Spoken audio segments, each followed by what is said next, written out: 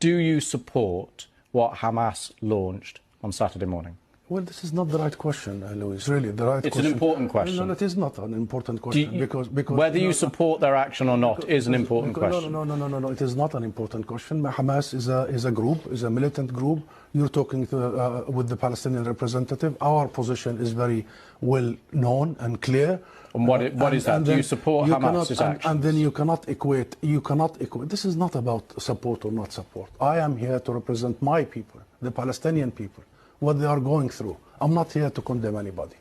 And if anybody that needs to be condemned, it's what you call the only democracy in the Middle East, that is Israel, between parentheses, that is doing what you have just reported, targeting civilians. And this has not just happened the last 48 hours.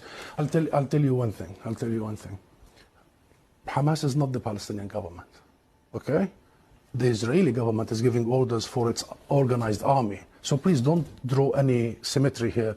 Don't equate. There is no way you can draw any symmetry. And don't equate between the occupied and the occupier. This doesn't serve justice to understand for your audience and viewers the real situation. Since Israel's establishment, it has had one military doctrine. When it fights, it goes and fights civilians, kills civilians, so they pressure the fighters.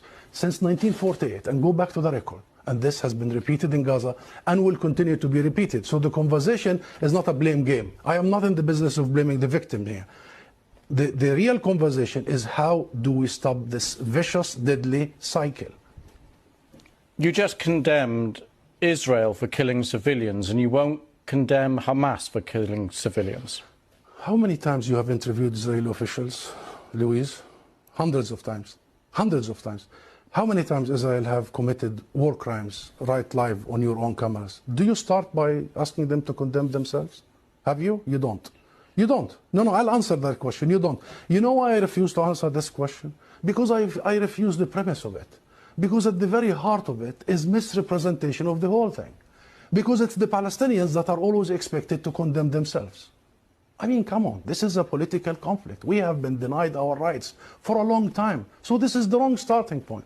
The right starting point is to focus on the root causes, is to try and get out of this extreme dark tunnel, as opposed to this business by BBC and the mainstream media for 75 years. You bring us here whenever there are Israelis who are killed. Did you bring me here when many Palestinians in the West Bank, more than 200 over the last few months?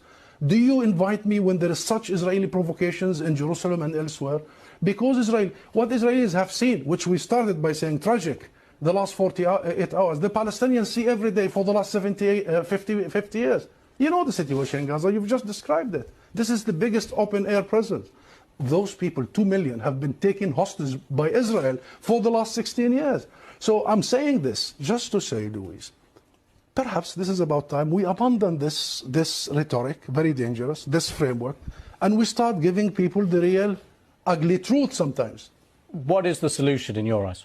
International law. That's it. What does that mean? The equal application of international resolutions and law and legitimacy, as you did in Ukraine. Would you bring the Ukrainian ambassador here and start asking him to condemn some of his fighters? We need to fully and equally apply the rules that were created by the League of Nations after the horrors of the Second World War. We need to make sure that Israel is not the exception. It has been for the last 75 years. We need to make sure that nobody is above the law. Britain is renowned, Louise, for the rule of law. I think that's the solution.